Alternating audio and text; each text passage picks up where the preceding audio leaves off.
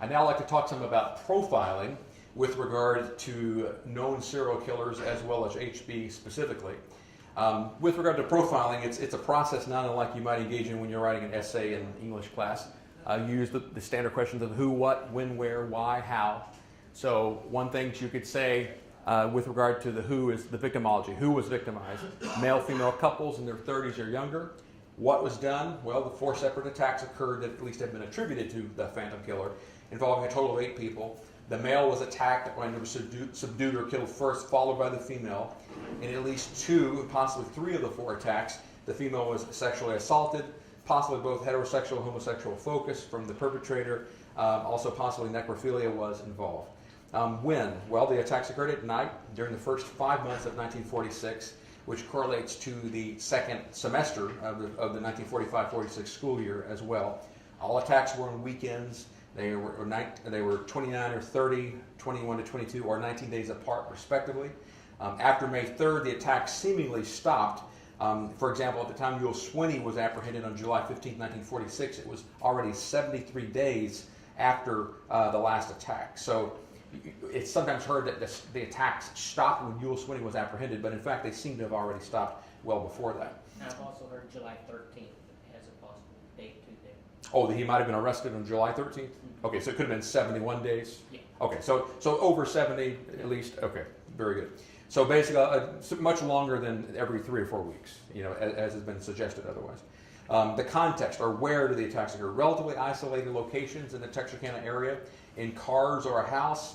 5 people from the first 3 couples who were attacked had been to the Paramount Theater the evening prior to being attacked or murdered. Crime scenes in all 4 attacks were not far from railroad tracks, which might or might not be significant. A motive of why. That's not obvious, and I'm going to talk more about the seemingly motivationalist motives of serial killers, because that does require more theorizing. And then lastly, the modus operandi, the how. Okay, well in this case, guns were used. That's how they were killed. Either 32 or 22 caliber weapons as the method of assault in each of the 4 attacks. The first attack, the gun was not fired, but seemingly used if it was a gun, used as a blunt instrument or as an object of sexual assault. And subduing the male first could have been part of the MO to make the female more easily assaultable. Okay, a profiling pitfall. So the idea of profiling is to try to help you identify someone who is not yet a suspect or someone that you don't know about yet. So when you engage in profiling, you have to be careful not to simply create a profile to fit someone who you already suspect. Then it becomes a self-fulfilling prophecy, and that robs the profiling of its usefulness. So I would not say, well, yeah, I think it might have been a trombone player just because I know HB is a trombone player, or I wouldn't say, well, it was probably Swinney because he drives a lot, or it has to be someone who drives a lot, for example. Okay, so also Occam's razor. Although it is possible that different perpetrators were involved, the simplest explanation that would be that it was a simple perpetrator. Not to say that it was. It might be more complex than that. But I certainly have not personally come to any reason why I think it would have to have been more than one person. Even though in some cases people suspect the Starks attacks as not having been the same person, I don't really know of any reason why it couldn't have been the same person. It is also the case that the individual has been alleged, even the paper headline mentioned sex maniac. Depends on how you define sex maniac. Was the perpetrator a sex maniac? If that's understood generically to simply mean someone who engages in assaultive behavior in which there's a prominent sexual component, either actual or symbolic, then sex maniac is an appropriate term to describe the phantom killer. But that word means different things to different people. Was there necrophilism? Did the individual engage in sexual relations with the victims after the victims were dead? Could be. Sears, who wrote a book on serial killers in 1991, said, quote, necrophilism is tied to the killer's inferiority complex. He prefers intercourse with corpses not only because it gives a sense of mastery over the sexual encounter, but also it makes him feel secure to know that a dead sex partner is not aware of his sexual inadequacies, nor can comment on his interpersonal failures. So there's also categorizations of killers, organized type or disorganized type. This is an FBI classification of serial killers. I tend to think that there's better evidence for the killer having, or perpetrator or perpetrators having been a disorganized type, but the distinctions that the FBI makes, and organized offenders, this is what's in that column: a great deal of planning, choose a low-risk abduction, display control at crime scene, clever manipulation of victim, transport the body, bring restraint devices, torture before death, crime scene staged, often inject themselves into the investigation, geographically mobile, psychopathic, antisocial, narcissistic personalities, pleasant looking and physically attractive, have wives, girlfriends, and experience with females, live with a woman, good verbal skills, history of behavior problems and conflicts with authority. As in contrasted to disorganized types of serial killers, which are said in general to have no planning, choose high-risk abduction, behave haphazardly during crime, little manipulation of the victim, leave the body where it was killed, do not bring restraint devices, mutilation after death, no staging, rarely inject themselves into the investigation, more geographically stable, personality characteristics continuing borderline, schizoid, schizophrenic, strange looking, often odd, unkempt or disheveled, little experience with females, live by themselves or with family members, poor verbal skills, and history of psychiatric treatment and suicide attempts. So some things to think about. This was a profile I came up with in 2014. It's not that detailed, but it has some generalities which I alluded to a moment ago. I would say the gender, and this is all probability. I'm not saying it was a male, but you can always preface all of these phrases with likely to be. So likely to be a male, as most serial killers are males. Hollis and Larry described their attacker as a male. Race, white, as statistically most serial killers are white. Age between 14 and 30 years old, that is to say old enough to have a sex drive. The perpetrator would be expected to have reached puberty, which by virtue of sex hormones would be expected to have a sex drive, possibly to the degree of being hypersexual. Under 30, because one of only 2 eyewitnesses, Hollis describes the perpetrator as a male under 30. Possibly associated with the Paramount Theater for reasons I previously mentioned. Possibly knows how to drive, suggesting an age of at least 14 years old, the age at which teenagers could start driving, although as I learned after this, apparently they were driving before that, so I should really change that. Possible association with or use of railroads as routes of travel, either on slow-moving rail traffic or as a pedestrian. Possibly more disorganized type than organized type. Possible necrophilism. Okay, so motive. What motivated the Phantom? So it could be that murder and sexual assault could be primary motives in and of themselves, or they could be symbolic of something else, such as a need to feel powerful. The murder or the physical abuse could be sexually arousing but in a sadistic sense, but not necessarily so. But if so, it would be considered sadistic by definition. Robbery does not seem to be the primary motive in any of the 4 attacks. Okay, so this comes to the theories of motivation and development in serial killers. There's something known as the catathymic crisis cycle. This was described by Hans Meyer in 1912. It was elaborated by Frederick Wortham in 1937 and 78, and then Donald Sears in 1991. Also, there's another psychiatrist who, ironically, in the process of trying to support the idea that Youell Swinney was the Phantom Killer, James Presley cites work by psychiatrist Sherbert Fraser from 1975, but in fact Fraser's work was on teenage killers, not 29-year-old killers. So it's kind of ironic that he would cite the work of someone who was an expert on, and whose population that he studied was teenage killers, and of course HB was 16 years old. So here's what Sherbert Fraser had to say. In his research of teenage murderers, he said that murder victims are substitutes for or symbolically representative of, often unconsciously, of the original persons who caused intense emotion, stress, trauma, or anger in the perpetrator. Fraser said the incidents of absentee fathering with subsequently poor identity formation was demonstrated in all of one of the young men that Sherbert Fraser had looked at. So certainly there was the sense of having an absent father was very poignant with HB. The children were very upset about the father having left the family. So there could be his father could have had that type of relationship to HB. But there are also potential other family members that HB could have had uneasy feelings about. I'll come back to that in a minute. Fraser also mentioned murder by teenagers as an end in itself. So this gets back to that kind of seemingly motivationless reasons. Murder as an end in itself. He said, quote, too often the murderer to be learns to play alone in early childhood, acts as a loner, learns isolation, and feels loneliness. In the juvenile or adolescent period, therefore, when there is increasing emotional demand made on the self in such areas as gender, feelings of mastery of the self, allowing group belonging and subsequent relentless scrutiny of the group outside the first family associations, the defect in self-concept in the area of socialization is intensified. He becomes unable to respond to emotional cues. His defenses are inadequate to cope with stresses, and further withdrawal may occur. The depression leads to acting out in a form of unleashed rage at some substitutionary figure of authority, which may have been the object of an earlier rage for failing to provide an example or not supplying the means to correct the deficiency disorder. And Fraser continued that it said that murder victims are substitutes for or symbolically representative, often unconsciously, of the original persons who caused the stress, tension, trauma, or anger. The person who gets killed is substituted for the intended person. Murder is not usually an act to test the environment, but to release intrapsychic pressure or anxiety. The incidence of absentee fathering with subsequent poor identity formation was demonstrated in all but one of the young men studied by Fraser. Okay, I'm not going to read the small print of this, but this is an article written by Arthur Garrison titled The Catatonic Crisis, An Explanation of the Serial Killer.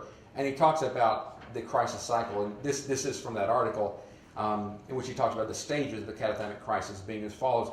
Number one, an initial thinking disorder which follows an original precipitating or traumatic circumstance. Number two, crystallization of a plan when the idea of a violent act emerges into consciousness. The violent act is seen as the only way out. Emotional tension becomes extreme. Thinking becomes more and more egocentric. Number three, extreme emotional tension culminating in the violent crisis in which a violent act against oneself or others is attempted or carried out.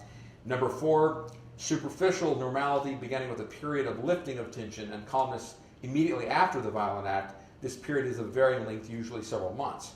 Number five, insight and recovery with the reestablishment of an inner equilibrium. That's if they do escape the catatonic crisis, they get to number five. Otherwise, it becomes a loop in which serial killing occurs until they either kill themselves or escape. So that's the catatonic crisis model. It says, if the fifth stage is not reached, the individual returns to the second stage and thinks of another violent act. The second act has a definite symbolic psychological connection with the initial violent act, although on the surface they may be quite different.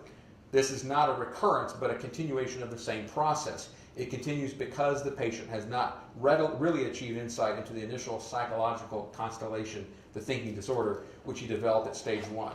Full recovery from the catatonic crisis requires insight into both stage one and stage two.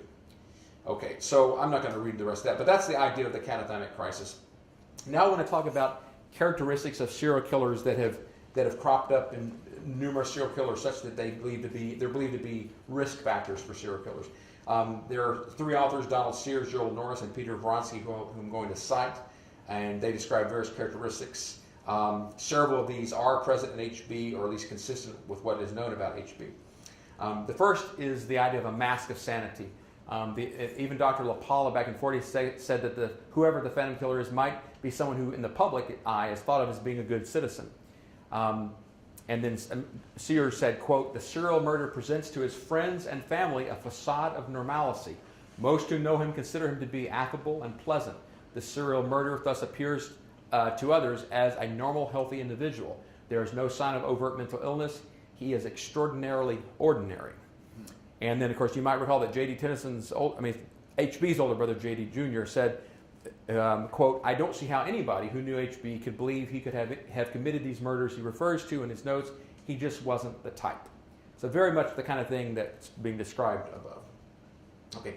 For some reason, this is an interesting thing. People might have thoughts about this, but in the process of searching for documents among family members, someone had this copy of HB's birth certificate, which was seemingly accessed on March 22nd of 1946, kind of in the heat of the killings.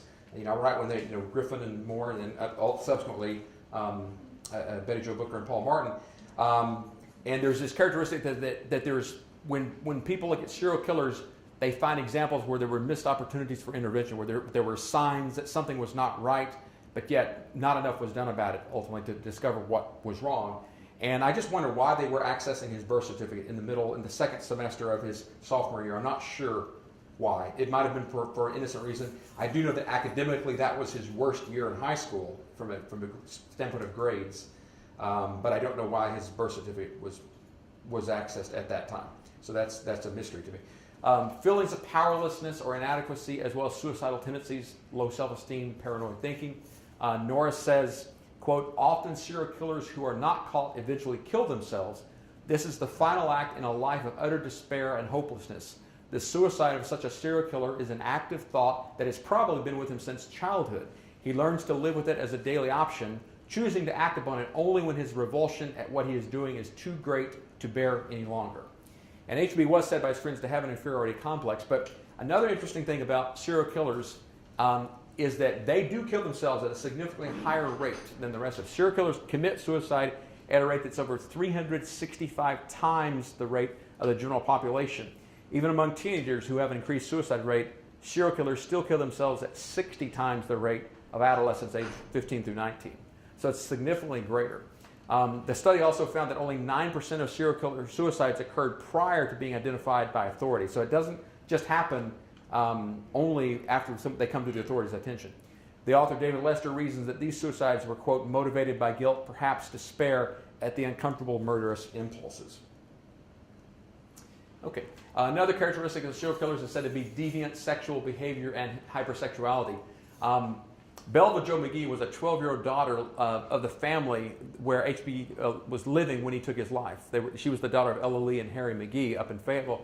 When H.B. Tennison committed suicide, he was 18 years old and was living at the McGee's house in Fayetteville. And in his confession note, he also wrote this, quote, "My thanks to Ella Lee for letting me stay with her during my college career, and to Belva Jo for putting up with me the way she did. She had to, I know, but I fell in love with her about a week ago. If she was older, I would have asked her to marry me, but that would be impossible." So, how innocent is this? I don't know, but it describes some kind of attraction to this 12-year-old girl.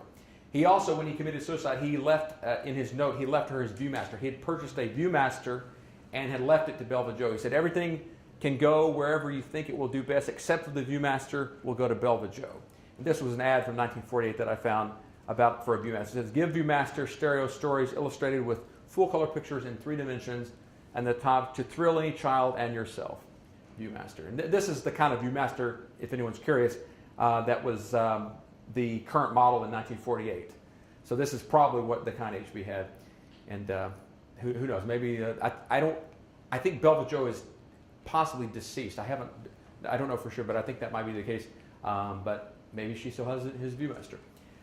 Suggestion of possible age-inappropriate relationships. So not just sexual deviancy, but age-inappropriate. He did say in one of his notes, H.B.'s notes, he said, "If I had done what they told me to do, this would have never happened. Studying instead of playing around, going out with the people in my age group instead of staying home and dreaming." So he implies that he might have been with people who were not in his age group. Certainly he was staying a lot of daydreaming or impractical behaviors. Also, serial killers have been shown to be more common than average victims of physical or emotional abuse or of cruel parenting. Did this happen to H.B. personally? I don't know, but my grandfather, Al Tennison, did say that he personally witnessed H.B.'s father, James Daniel Sr., beat up H.B.'s older brother in public, in front of the municipal auditorium, because J.D. Jr. was objecting to his father having a mistress, which ultimately broke up the family. So there was at least violence from the father to the older brother, and at the very least I know that the children were, H.B.'s nephew, the son of H.B.'s sister Alice, said that the children were angry about the father having behaved in a way that broke up the family. So there was certainly anger and I would say a kind of psychological trauma for H.B., even if there wasn't physical abuse towards H.B. His sister, Alice Jo, also said, quote, "By the time H.B. was 3 years old, Daddy had a girlfriend, a waitress in a cafe where he ate breakfast daily. This was an accepted thing in many families, but Mother did not see it as a proper environment for us. They divorced." And she goes on to elaborate other details. But that started when H.B. was very young. It was the affair that the father was having started in the early 30s, and the marriage had dissolved by the time H.B. was around 35 or 36, so in the mid-30s.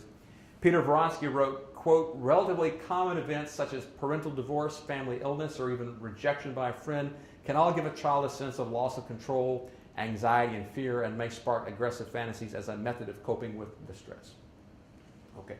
Also another feature, products of a difficult gestation period for the mother.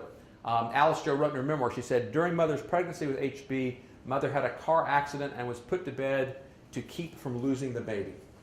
She was not more specific than that, but it sounds severe. Evidence of genetic disorders, especially skin and connective tissue disorders. This is somewhat speculative, but it's very clear that HB had a dramatic growth spurt. And I've looked at a lot of pictures of him, and there is a condition that sometimes does occur in 15 to 30% of novel or new genetic mutations, although it's often transmitted otherwise autosomal dominant, but it can occur as a new genetic mutation, more likely in older mothers, and his mother was, I think she was around 30 when she had him, but I'm talking about Marfan syndrome. And these are some of the features of Marfan's. There's this short torso, long arms and legs and fingers, tall, thin body frame, abnormal chest, heart, and lung problems. So look at these pictures of HB. There's HB right there. If you go back, I'm going to show you more than one picture, but that's the kind of, the cartoon image, a generic picture. But here's HB standing in front of his house. He does seem to have a rather short torso in the picture. Here's a picture of his arm and fingers and hand. Here's a picture of him with his mother. And there's a picture of him in that picture with holding the .22 rifle. His fingers and hands do look really big to me. I don't know, but they do. His fingers do look really long. There's that again. So maybe he might have had a connective tissue disorder. Perhaps Marfan's. The single most common factor attributed to serial killers is the likely absence of infant bonding, says Vronsky. It is believed that infants who are deprived of human affection and touch can be substantially developed psychopaths by age 2, lacking normally developed range of human emotions such as sympathy, empathy, remorse, and affection. His sister Alistair also wrote in her memoirs, quote, "Sometimes I wonder why Mother could never outwardly express her love for me. She says, quote, I never recall Mother hugging me or giving me a kiss. She never acknowledged my calling her dear love." So it sounds like an emotionally distant mother, at least at times. Vronsky also wrote, quote, the serial killer is a lonely child. He said, quote, "One very common factor in the childhood of serial killers is their loneliness and isolation from their peers. Even in cases where there's little or no maladjustment in parental histories, as children, they rarely fit in with their playmates." And one of Alistair's friends who's recently deceased said that her generalization of HB was that he, quote, never fit in. So she saw him as being very socially awkward. The role of fantasy. The FBI said, quote, that they, quote, discovered that the most common childhood trait of serial killers, which also extended into adolescence and adulthood, was daydreaming and compulsive masturbation. As defined in the study, daydreaming is any cognitive activity representing a shift of attention away from a task. There are two things that sound kind of like daydreaming in the case of HB. One of his suicide notes, as I said, if I had done what they told me to do, this would have never happened. Studying instead of playing around, going out with the people in my age group instead of staying home and dreaming. And also his brothers, when they were interviewed by the Gazette, said, the older brothers of Tennison said Saturday, this is the day after his body was discovered, they said Saturday that his murder, confession, and subsequent suicide were, quote, fantastic things induced by reading too many comic books. So they described kind of a fantasy life as well. At least that's their interpretation. Okay. And this is also some material I presented in 2014, which I titled Potentially Influential Content in 1940s Media. Some people have alleged that the Phantom Killer would have had to have been an experienced criminal to know not to leave fingerprints. In fact, there's no characteristic of any of the crime scenes that necessarily indicates that or would have required an experienced criminal. And there are HB was an avid movie watcher, and one theme I've seen a lot in the 1940s movies that I reviewed was the theme of the perfect crime and methodology of crime. And I'll give an example from a Hitchcock movie in a moment. There was also a lot of marketing of guns in the media in the 1940s. Here's one. It says, 16-year-old boy wins $250 prize and for helping to name this new kind of cartridges. And they say, boys want Remington Kleinberg cartridges. So guns were marketed directly to boys. On radio, here's a radio program that features stories which were similar to some of the ones seen in the movies and in detective magazines as well. Detective magazines have been studied more specifically. This is Park Dietz, is a well-known forensic psychiatrist, as well as the other authors, Bruce Harry and Robert Hazelwood, who was with the FBI, I believe. They actually analyzed detective magazines as what they considered possible pornography for the sexual sadist. In the case of Ed Gein, who's part of whose crimes inspired the movie Psycho and the Texas Chainsaw Massacre, he was found to have a sizable cache of detective magazines. And these magazines, as it says, the abstract of that article says, the covers juxtapose erotic images with images of violence, bondage, domination, Their articles provide lurid descriptions of murder, rape, and torture. They publish advertisements for weapons, burglary, car theft tools, false ID, sexual aids. Case histories of sexual sadists illustrate the use of these magazines as a source of fantasy material. Detective magazines are more accessible for purchase by young persons than are magazines that depict naked bodies, especially in the 1940s. That was true. The authors postulate that detective magazines may have contributed to the development of sexual sadism, facilitate sadistic fantasies, and serve as training manuals and equipment catalogs for criminals. So HB is known and has been verified by the family for being an avid reader of detective magazines. So these are just some covers from 1940. May of 1940, I'll just read some of the titles. Sex Mad Strangler and the Slain Nurse, trailing Pennsylvania's Beast Man. January 46, here's a masked man on the edge of the bed with a woman sitting on the bed. It says, catch a killer for the floating torso. Date with Death, here's a guy coming up on a couple in a car and he has a flashlight, not unlike what we had described with Hollis and Larry, April of 1945. Murder After the Dance, November 1945. Scarlet Crime in Lover's Lane. I Killed to Have the Woman I Love. California's Sex Slayer at the top. Here's March of 1941. Phantom Killer and the Ravished Beauty. Looks like there's a surgeon. No one I know, but someone who's wearing a white mask. So what the doctor say? Yeah, who knows? But yeah, it's just the white mask, the Phantom Killer, So, and the 1940s it made it relevant. Caught by the Fingerprint. So here's an ad in one of the magazines that shows you how to be a fingerprint expert, and no doubt how to evade getting your fingerprints detected in the process. March 1941.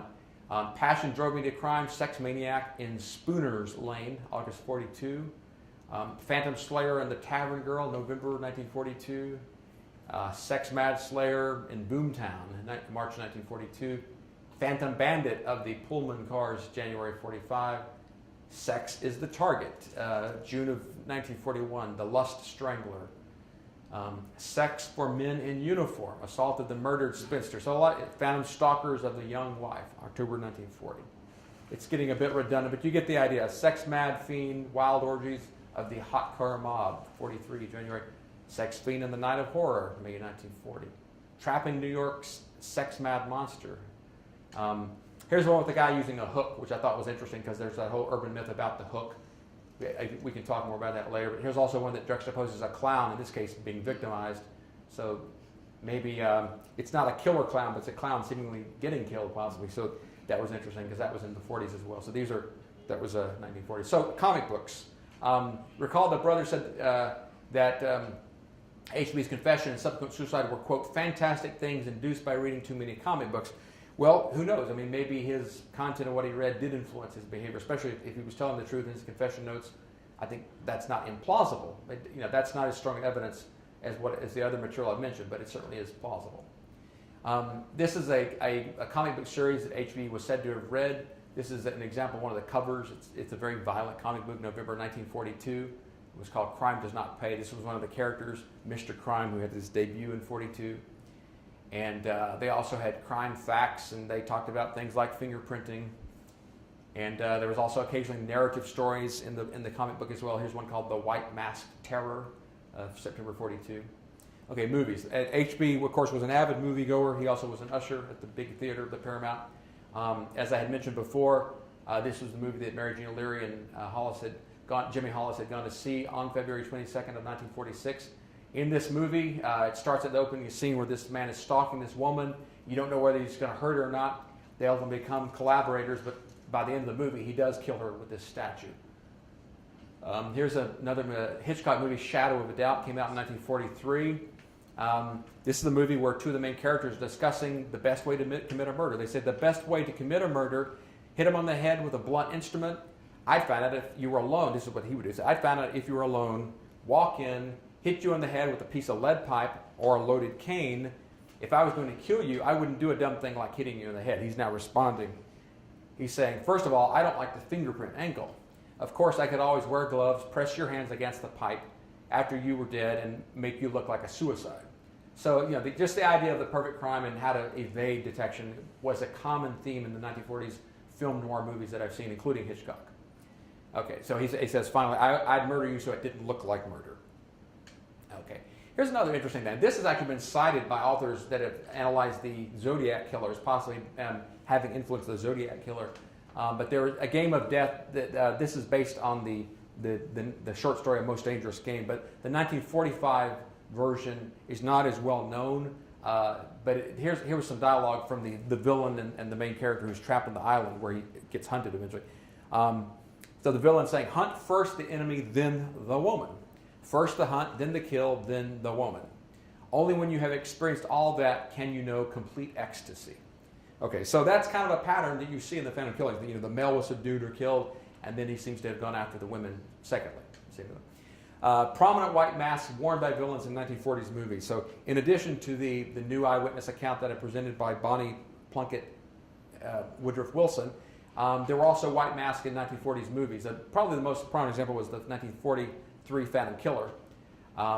But also another example, which I think is more similar, at least to the cinematic depictions we've seen of the Phantom Killer, was the 1945 movie Spellbound, in which the dream sequence by Salvador Dali had this plain white mask figure, but there were no eye holes or mouth holes. It was just a plain bag mask in the dream sequence of the movie.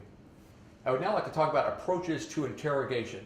This harkens back on some of the material that Jereme covered earlier, but I also want to expand on some of the things that he brought up.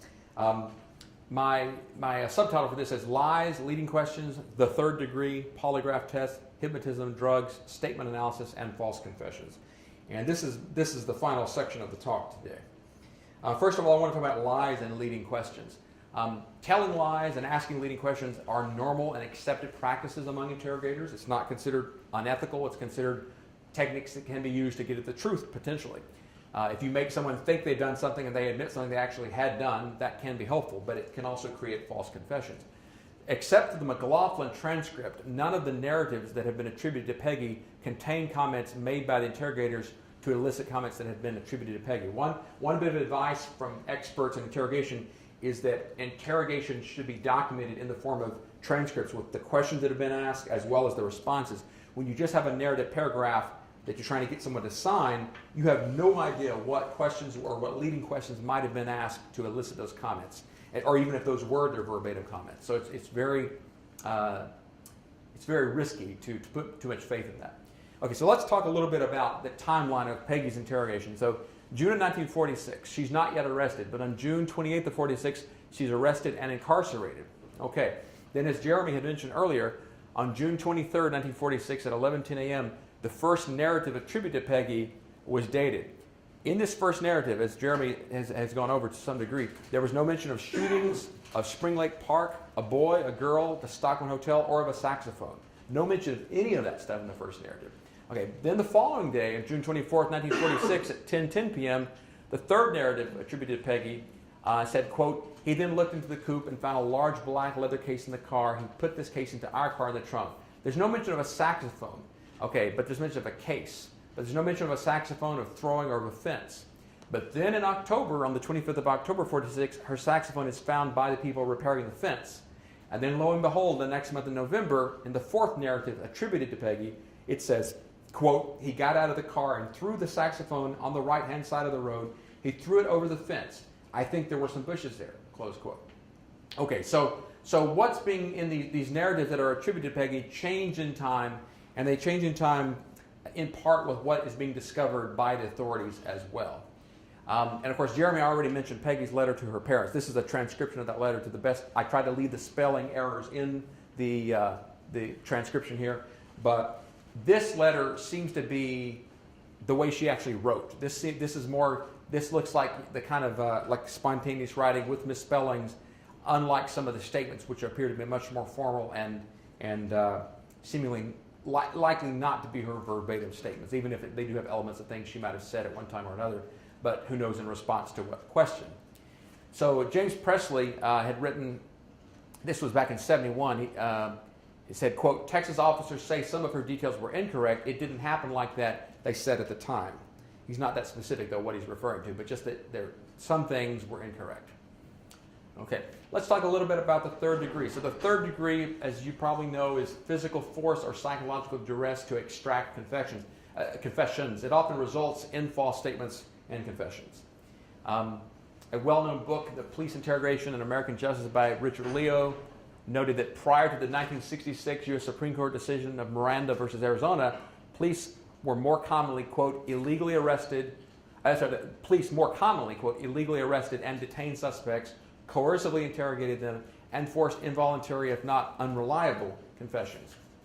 So let's think about the interrogators. We know the two most prominent names we hear about are Max Tackett and Tillman Johnson, although there were seemingly 9 others at least. But what kind of interrogator was Max Tackett? His nephew said on Facebook, this is Skip Tackett, who was an attorney here in town, but he said in December 15th of 2013, Skip lives up in Conway at this time, I think, but he's no longer in Texarkana, but he has strong Texarkana roots, the Tacketts do. And Skip said, quote, if Max Tackett wanted to shoot someone, he would do just that, shoot them. He also said, quote, Max had a reputation as a rather blunt, no-nonsense person, and I can honestly say it was well-deserved. He didn't mince words or actions. His method was very direct. Quote, if the Phantom was actually guilty of all the murders attributed to him, he was a terrible person and he needed killing. Max would have handled that if there was an opportunity.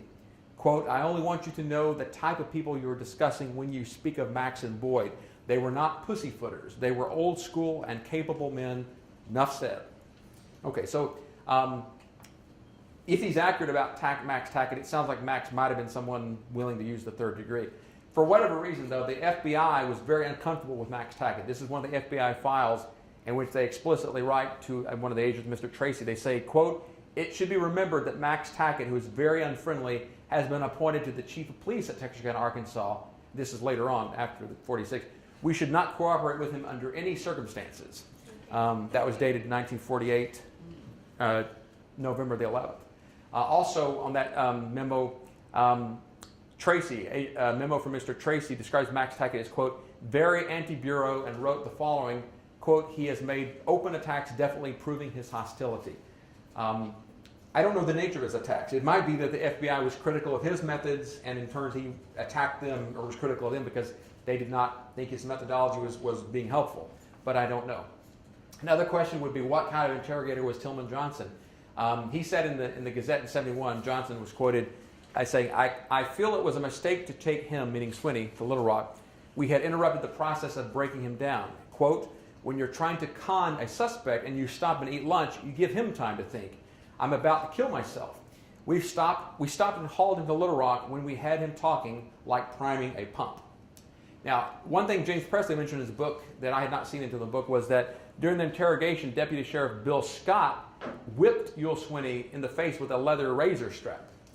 So that's no question a third degree technique when it becomes physically violent. This is a movie, if you haven't seen, The Thin Blue Line, about someone who was exonerated ultimately, but he talks about the process of being interrogated where they were bringing these statements to him, trying to get him to sign them, and he wouldn't sign them, and they were being very coercive. I think they even flashed a gun at one point, but it happened in Dallas in 1979, many years after 46. So this is a great film if you haven't seen that. Okay, so polygraph tests. Most psychologists agree that there's little evidence that polygraph tests can accurately detect lies. Okay, the primary manual in the 1940s was this manual, Lie Detection Criminal Interrogation. This was the state of the art in 1940s. In 1948, from this manual, it says the subject is informed. This is the methodology of a proper polygraph test. The subject is informed that he will be asked several questions, which should be answered either by yes or no, and that any qualifying remarks should be reserved until completion of the test. All questions are worded, of course, as to permit a yes or no answer, and they are also brief and to the point. That's the questions. Questions brief and to the point, they're yes or no questions. It also advises against interrogating people who've been incarcerated for a long time. So this is what they say. Improper preliminaries for a lie detector test. Neither one of the above suspects will be a fit subject for a lie detector test after undergoing extensive interrogation based upon frequent and constant accusations of guilt, and particularly when such interrogations are accompanied by physical abuse or threats of physical harm administered in an effort to obtain a confession. You could say that both Peggy and Youell had undergone these types of processes based on what we now know, so they were not the best candidates after that for a lie detector test. Also, this is the transcript. I call this the McLaughlin transcript. Many people have referred to this as Peggy's polygraph results. Now, it's very clear this is not a polygraph test. You can see McLaughlin is asking her questions, some of which she can answer as yes or no, some of which she's answering in narrative form, some of which, of course, is not even a yes or no question. Tell us where you were on April 13th. That's not a question you would be asked during a polygraph test. So this might be a preliminary interview that McLaughlin was giving of her before the actual yes or no questions of the polygraph test, but this is not the polygraph results, and unfortunately it's been taken erroneously to be that by many people. Okay, so let's talk a little bit about some of the inconsistencies. By the way, it does appear to me, however, that as we can see, this is a transcript. So I think this is more likely to be her actual words. I mean, at least we see what he's allegedly asking her, what she's saying in response. This seems more real. At least I have a better sense that she's saying something specific into a specific comment or question. But if you compare that transcript to narrative 4, in narrative number 4, which I'm not sure was her verbatim comments, and I doubt it was, it says, quote, he got out of the car and threw the saxophone on the right-hand side of the road. He threw it over the fence. I think there were some bushes there. So that's rather specific about what he did, but not much equivocation. But in the McLaughlin transcript, McLaughlin says, where did he throw the saxophone? Peggy says, on the right-hand side of the road, I don't know just whereabouts. Did he throw it over the fence, or was it on the same side of the fence that the road was on? Over the fence, I think. So she's less certain now than she was before, but essentially these transcripts were about the same time. So it doesn't make sense that she would be becoming less certain when she was interviewed later on than in what was in narrative number 4, unless narrative number 4 is not her actual words, which I think is probably the case. Okay, McLaughlin transcript continued. He says, and Swinney took an object out of the other car. Peggy says, yes, sir. And that object was what? Well, I guess it was a saxophone. I didn't see it, just the case. That's the McLaughlin transcript. But in the narrative number 4, it's definitively referred to as a saxophone. She probably, did not feel comfortable signing that. Okay, McLaughlin says it was a saxophone case, and then he put that in his car. 2 questions were asked. Yes, sir. So that's another thing. This wouldn't be the lie detector test or the polygraph test because he's asking 2 yes or no questions, not a single one. So this could refer to the first or the second question that he asked. So in general, the McLaughlin transcript demonstrates Peggy's lack of familiarity with what was previously represented in narrative number 4 as being her certainty of an object being a saxophone and that an object was thrown over a fence. If the 4th narrative were her own truthful words, it makes no sense that she would have become less confident of these facts, in quotes, later that same day when McLaughlin interviewed her. It was the same day that those statements were dated. Okay, so the date book.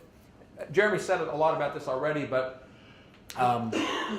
the main point here is one Jereme's already made, that if the date book, if Peggy had said something that was so incriminating regarding the date book, and if Bill Presley, who accompanied her to Austin for the polygraph test, if he had known about it, it makes no sense that they would not have had McLaughlin ask her about the date book. That would have been the perfect polygraph test question to ask her, and there's no evidence that she was asked about that. Okay, interview with Glenn McLaughlin. This is another thing interesting. Mike Cox, who's an author who's written a lot about the Texas Rangers, interviewed McLaughlin before McLaughlin died, and according to Cox, McLaughlin said, I thought she, meaning Peggy, she had some involvement, that she had some additional information. Somewhat vague, but Cox also says McLaughlin believed she was being deceptive, holding something back. Now, we don't have the lie detector test or the polygraph exam, but if these comments were being deceptive and she was holding something back here, then that's consistent with the idea of her being deceptive and saying that Swinney had shot Paul, potentially, because that you don't know what he's saying she was being deceptive about, even if she was being deceptive. So it's still uncertain. Okay, so basically, yeah, that's kind of what I summarize here, that, if the McLaughlin transcript was an example of her telling the truth, then it looks like, or of her representing those things to McLaughlin, and McLaughlin was saying that she was being deceptive, then it suggests that something in that interview, if those things were the same questions of the polygraph exam, were also as deceptive. But we just don't know, because we don't have actual polygraph results. And even if you said she failed it, or even if you said she passed it, that's also meaningless, because in order to make sense of that, you have to know what questions she was asked. It makes no sense to say someone passed their polygraph exam or they failed it when you don't know what questions they were asking. We seemingly don't know. So hypnosis. CIA report has generally said about hypnosis, people may lie, refuse to answer, or wake up when asked direct questions on sensitive matters. Our own clinical work has amply convinced us that hypnotized subjects are capable of lying when they have reason to do so. It is therefore possible that information obtained from an interrogee by hypnosis would be either deliberate prevarication or an unintentional confusion of fantasy and reality. In contrast to that CIA report critical of hypnosis, Travis Elliott, who I would consider a quack psychologist who was used to hypnotize Peggy Stevens, said the following to Jim Presley in 1971, quote, "A subject in a deep hypnotic trance cannot tell a lie. He is completely helpless in telling the unvarnished truth without restriction or condition." I think that's hogwash. So we don't know what questions might have been asked of Peggy while she was hypnotized, but it's fairly well documented that she was hypnotized and that she said something which was included as in the statement she might have said under her being in a state of hypnosis. Drugs. This Leo, the same author I cited before, mentioned that the use of truth serums during interrogation has also been discredited because the serums are likely to induce a heightened state of suggestibility and thus cause suspects to make unreliable statements. And that's unfortunate because on November 1946, November 1st, Swinney was committed under the false pretense of being incompetent to stand trial. They actually referred to him as incompetent. No evidence at all that he was incompetent to stand trial. The real purpose, in fact, of committing him was to coerce a confession by using sodium pentothal. They ended up just sedating him to the point that he was non-responsive and didn't want to talk anymore after that. So very unreliable technique to try to elicit truth. Okay, statement analysis. Jim talks some about statement analysis in his book, but Richard Leo, once again, in this highly authoritative book, says statement analysis is just another form of junk science. The accuracy of the detection of deceitful language is about the level of chance. And this is the person that Jim gave at least some portion of the narratives attributed to Peggy to, and according to Jim's book, Jim asked for feedback from this person. I don't know what all Jim said to Mark McClish, but Mark McClish makes claims that I don't find to be credible. He says, statement analysis is the process of examining a person's words to see if the subject is being truthful or deceptive. With the statement analysis techniques, you never have to interpret or guess, and it's the most accurate way of detecting deception. I think that exaggerates the usefulness of statement analysis, and I don't put faith. I think statement analysis can suggest additional questions you might want to ask, but I don't think it has the powers that are being alleged in the literature, in the advertisements that Mark McClish has distributed. Here's a book of it. He says, "I Know You Are Lying." I think that that's an unjustified title. I don't think he knows. He might have some good questions asked, but I don't think he always knows that someone's lying. Okay. This is I'm going to show a short video. This is a great little video. It's not one I shot myself, but it's by Saul Kassin, who's an expert in false confessions. He makes the case that people often confess to crimes they did not commit.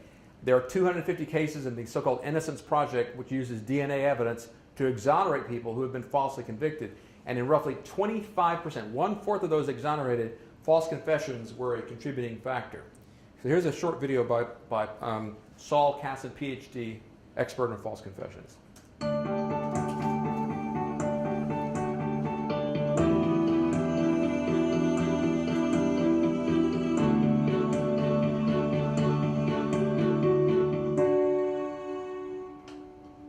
What I want to talk about actually is what I think is one of the most counterintuitive aspects of human behavior, and that is the tendency for people to give confessions to crimes they did not commit. I have been investigating this topic for many years now, and I find that people actually intuitively have a better grasp on why somebody might kill themselves and commit suicide than understand why somebody might confess to a crime they did not commit. You would think, in terms of how common it is, that it almost never happens. When I first got involved in false confession, in the study of false confessions, it was my sense that I was studying a fascinating aspect of social influence, but not an aspect of social influence that was common. The more I see and the more data that have come out, the more we come to realize that people often confess to crimes they did not commit. We know, for example, that if you look at the Innocence Project DNA exoneration cases, if you just take that sample alone, that number now is up over 250. In roughly 25% of those cases, false confessions were a contributing factor. And I say that's surprising because legal scholars for years have assumed that confession is the gold standard of evidence. And that when you had a confession, you had some degree of certainty of conviction. Certainly some people are more vulnerable to giving false confessions than others. And I say that for a couple of different reasons. First, it's important to recognize, I think, that very often false confessions occur voluntarily. That is, somebody who has not committed the crime steps forward without police pressure, without police influence, and confesses to something they didn't do. There's a long history of cases just like that. I years ago called these voluntary false confessions. But then when it comes down to looking at vulnerability in the police interrogation setting, it is absolutely clear from the wrongful conviction data, from laboratory experiments, from self-report studies, that juveniles are particularly vulnerable. They are disproportionately represented in the population of false confessors. That people with intellectual impairments, the mentally retarded, for example, are disproportionately represented in the population of false confessors. And people with various types of mental illness appear again in those numbers with large frequency. It is clear that whether because these populations are naive, whether they are suggestible, whether they are overly compliant, whatever that issue may be, it is clear that in the police interrogation setting where influence is the issue, they are more subject to influence and manipulation than the average person. It is common for people, and it would be wrong for people to assume that only the weak and vulnerable confess to crimes they didn't commit. It happens to people who are ordinary, smart, having all mental health and adults. The reason it happens is now it gets down to a story about police interrogation tactics. In the United States, police are allowed to lie about evidence.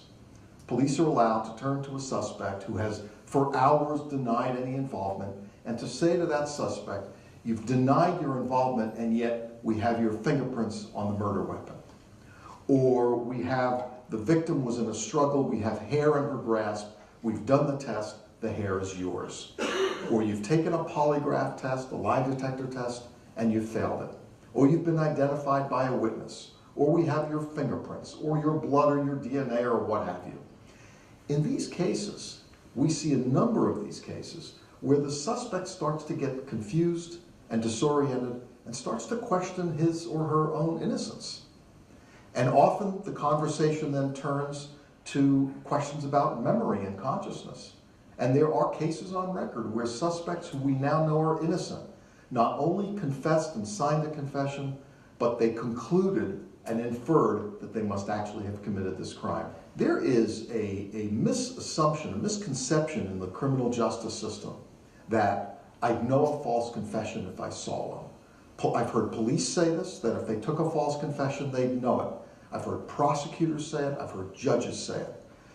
There is this common belief that if somebody were to give a false confession, somehow it would be discernible. It would look different, it would sound different than a true confession. Not so.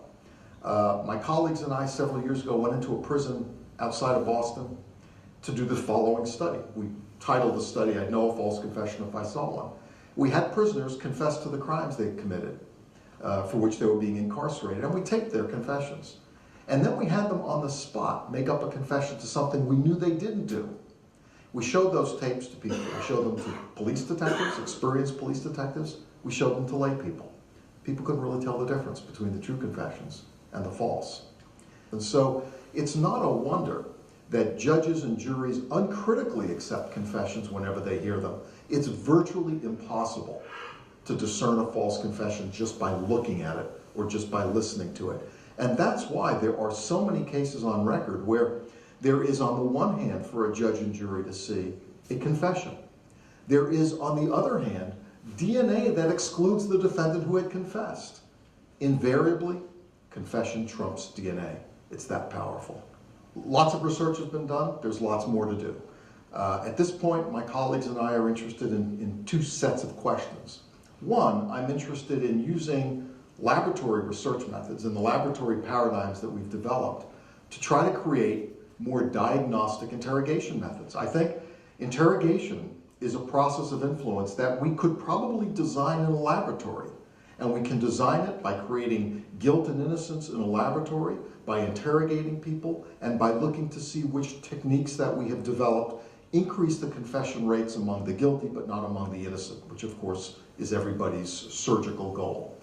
And so one set of studies that we are in the process of conducting is to do just that, to try and use laboratory methods to develop better, more effective interrogation techniques. The second set of research questions that we've been asking has to do with the fact that once a confession is released into the air, everything changes. The judge and the jury see the other evidence around that confession differently. Interpretations change. All sorts of cognitive and behavioral confirmation biases kick in, so that once there's a confession, it almost doesn't matter that there's a lot of contradictory exculpatory evidence. There is the confession. In addition, and this I think is the most pernicious and most overlooked, and people don't realize this, and I only came to realize this 3 or 4 years ago through work I've done in actual cases. The confession has the power to corrupt other evidence. It has the power to change identifications made by eyewitnesses. It has the power to change the reports given by forensic experts. It has the power to eliminate alibis who conclude after hearing that the person they alibied had confessed, they conclude, maybe I was wrong about the time or the place. And so once there is a confession, that confession corrupts other evidence. And why that's so significant is when you go back and look at these false confession cases, guess what? You often find that the confession was not the only error in that case. There was a snitch, there was a forensic expert who made the wrong judgments about the testing that was conducted. Alibis have dropped out thinking they were mistaken. Eyewitnesses have changed their identification, this time identifying the confessor. And so we've actually started to do those kinds of studies. And that's significant. It's significant because when an appeals court goes back to review a confession case, what they see often is an apparent mountain of evidence. But it's a mountain of evidence that all stems from the confession itself. Essentially, it's not a mountain of evidence, it's a house of cards.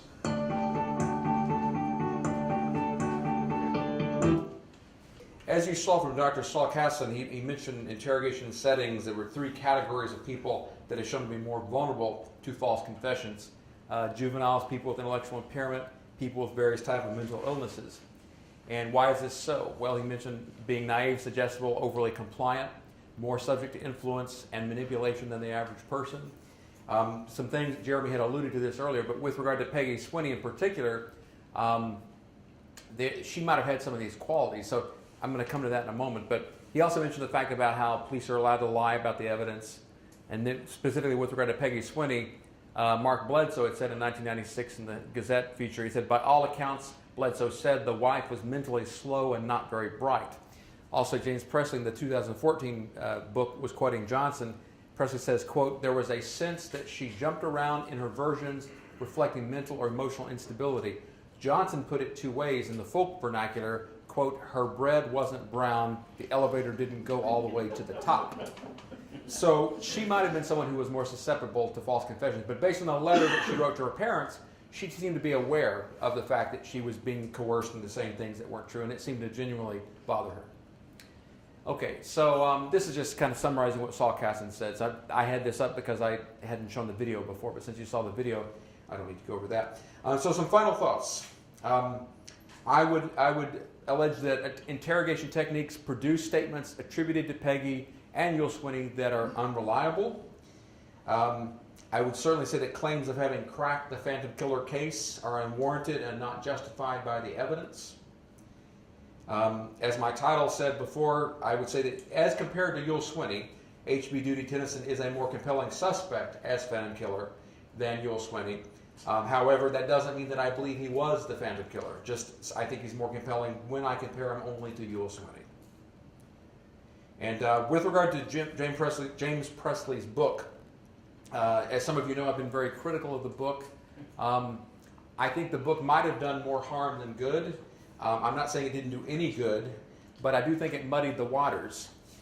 Jim said in his book, quote, he was talking about the original Town That Dreaded Sundown movie and how they said only the names had been changed. He was being critical of the movie, and he said this in his book. It became a new vehicle contributing to distortions of a hometown tragedy on the heels of a vast array of published errors and word-of-mouth accounts that, aided by time's erosive nature, had seriously blurred and kidnapped the truth. James Presley.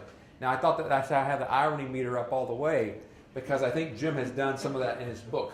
There are clear cases in Jim's book where he has fabricated details and presented them as fact. In particular, he gives details right before the death of Richard Moore and Apollia Moore and Richard Griffin, as well as Paul Martin and Betty Jo Booker, that no one could possibly know. But yet he doesn't say this is how it might have happened. He just presents it as if this is the way it happened.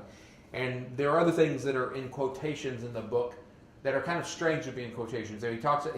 He has a conversation between Betty Jo Booker's mother and father when they're wondering where she was when she didn't come home that time, and they're in quotations. And I'm just wondering, how can these be direct quotes? How does he know this is exactly what they said? So he did say at one point he wanted to write a novel about the Phantom Killer, and I think a lot of that mentality of being of a historical novel crept into his writing of the book, even though it got marketed as nonfiction.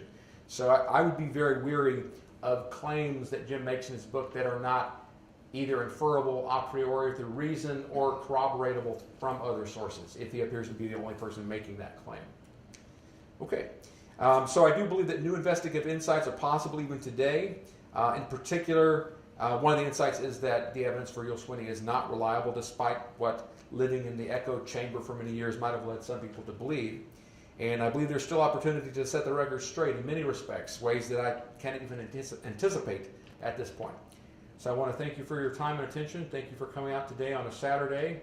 And hopefully we will have this up on YouTube. Good night. Yes, we're going to have a little Q&A at the end. Yes. Okay. The first obvious thing on interrogation is that as easy it is to make videos now, we need a law that says all interrogations will be done will be recorded. With a video and a transcript. You video the entire thing. Yes. I think that would something that we just have to have, because there's just too much of this other. Throwing people that are innocent that will say, and I can understand that. I can understand people doing that. And there is an emerging standard where that's becoming more common. It might even be mandated by statute in some jurisdictions. I don't know specifically how mandated that is, but I know that's becoming a standard that is argued for. So there's a lot of support for that. I think it's all right to separate witnesses and ask them different questions, but I don't think it's. I think they can take me and make me do it. Well, yes. Well, the movie, Milos Forman's movies, Goya's Ghosts, dealt with the idea of how you can get someone to confess to absurd things. It's a good cinematic depiction of that exact principle. So I'm sure I would too. If they were holding my feet over the fire, I'd confess to all sorts of things. Even to the point that they're under such strain, they'll say anything just to get relief. Right. And that's why torture is not regarded as reliable. Yeah, for getting truth. Yeah. I think absolutely right. One of the other things is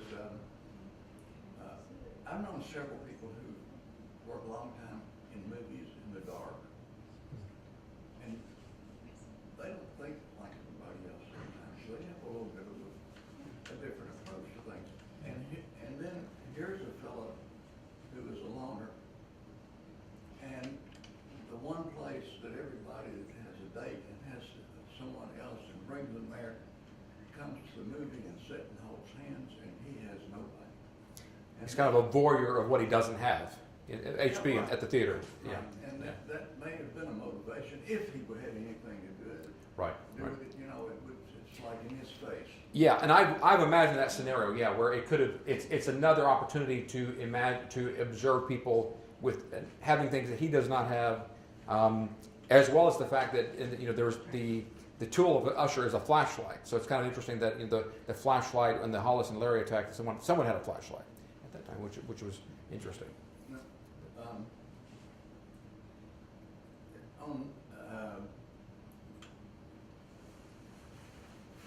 On truth tests, on lie detectors, in the book I gave you, he's given a lie detector, and they asked him if he knows what a lie detector is. He's a doctor, and he said yes. It's a physiologic response to questions that you ask.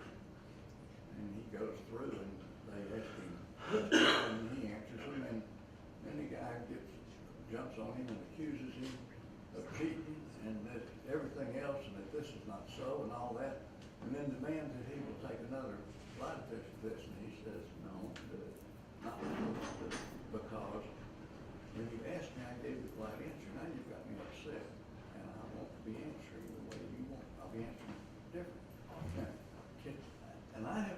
patients who come in, blood pressure will be 198 over 110, and I put them in a dark room, take away their iPhone, make them lay down, and put a cool rag on their head, and their blood pressure will fall 40, 30, 40 points, you know.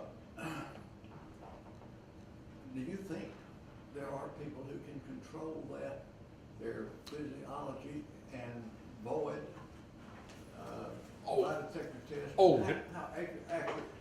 I definitely think there are instances of people who consciously control those physiological variables, heart rate and blood pressure in particular. I don't know about galvanic skin response, but I don't know about that. But certainly as far as breathing rate, respirations, and heart rate and blood pressure, yes. I think there's some conscious interaction there that's more easily achievable. Okay. The next thing that I don't ask about is Max Tackett. I mean, I've heard of him. Everybody's heard of him. He was a bulldog, okay? And he was the person in charge. And suddenly he's got the FBI, and he's got the Texas Rangers, and he's got everybody else on him. And I can see where there's a conflict there, and I can see where he had his own ideas about who was doing what. You know? Yeah, exactly how he was unfriendly or critical to the FBI is not clear, but so I was only speculating before. But yeah, certainly there is a kind of he probably had a sense of being micromanaged perhaps when they came in. The great resistance. Yes, you need run. Do you have a question? Yeah. Oh, go right ahead. It's more of a Sure. not so much a question as a point of irony, but she quoted Frederick Wortham about serial killers, Oh yes. and then the comic book connection. Yes. And he was the leading proponent for getting rid of comic books because they caused juvenile delinquency and basically ruined the industry in the 50s. Absolutely. Yeah, I know that story. Well, it is ironic. Yeah. So here's the thing. I mean, I think that I'm glad that we have comic. I don't like censorship. So I was not supportive of the kind of censorship he would have advocated.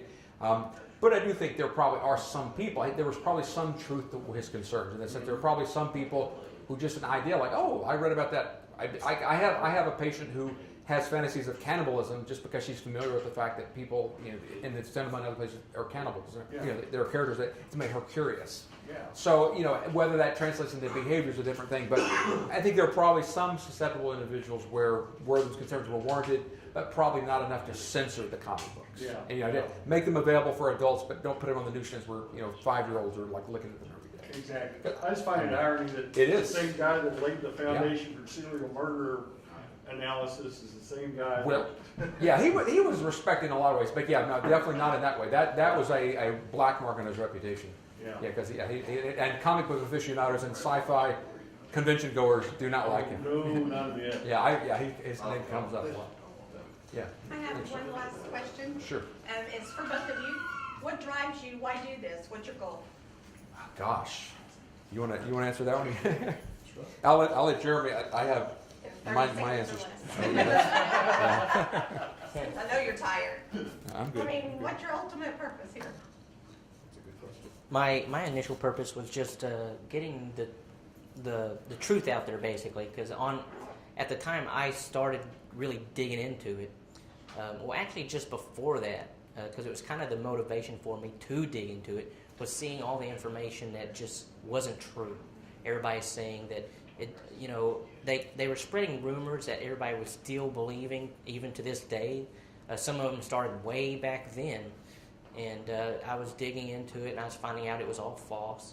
And so I just wanted to put out the truth out there. I wanted to find out as much information as I could as possible and put out as much truth as possible. Because I figured somebody out there might know something. And if they got the wrong details, it could screw things up. It was my opinion, if I put out as much truth out there as possible, someone could possibly come forward with new information that could help. Yeah. Right. So that was my main motivation. Then how long have you been doing it? At least 7 years. About 7. Yeah. Thank you. So I'll try to be terse in my answer as well. But so I grew up in my family hearing about the Phantom Killer. Of course, when the movie came out in '76, I think I ended up seeing it, despite the fact I was only 8 years old at the time. I think I got it. It wasn't that graphic compared to many standards of horror movies, but I had become aware in the 1970s that I had a cousin who had claimed to be the Phantom Killer, and I think it was my parents who had told me that, oh, but he had been ruled out, or people didn't believe he was. And when I was in medical school, even prior to that, but especially medical school, I saw someone had transcribed one or more of his notes. It might have been the confession note, but people started to transcribe on the early internet some of the confession notes. And I got curious at that point, and I said, well, I wonder, okay, I see this note here, and then I wonder but how did they rule him out? Where was the rule out? And I saw the so-called denial note, and I said, well, there must have been something more than that. And that was around '95 when I was in medical school. I put that on the back burner, and then when I heard they were making the new movie, I kind of rekindled my interest. I said, oh, okay, I think I'm going to pick that up. So in around 2013, I started asking questions, and I learned about this guy named Jereme Kennington, who knew a lot about this. And I saw a video, and indeed he does. It's my honor to be a collaborator and co-presenter with Jereme. But Jereme, of course, had looked into a lot of the newspaper articles. And I think you were probably the first person who got me the full text of the suicide notes, at least as published in the Texarkana Gazette. I put a lot of that on Wikipedia. Okay, that's right. Some of it was there, but then ultimately you were able to afford me, before I got access to it, the complete newspaper, so I could really comb through there. Yeah.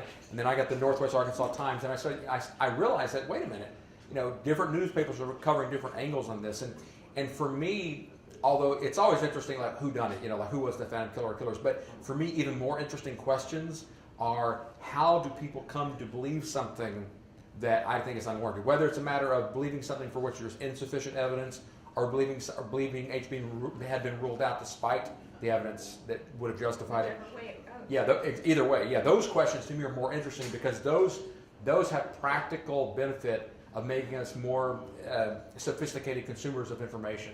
And making decisions down the road. So if I could have ultimate wisdom about either who was the Phantom Killer or why people came to believe certain things about, I would rather have the latter. Yeah, Right. that's more important to me. So and there is a certain pleasure that comes from just elucidating things. If you see a lot of people believing something that you think, that just doesn't seem right, or that's highly flawed for whatever reason, there is a pleasure that comes from helping move towards truthfulness, or at least what you think is true. Yeah. So I think that's part of the Open motivation. eyes to see it for what it is. Yeah, but that's sure. Well, thanks for that's a great question.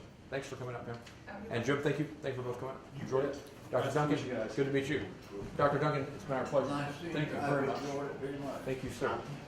Likewise. Tell Tom and Jeff I send them my regards.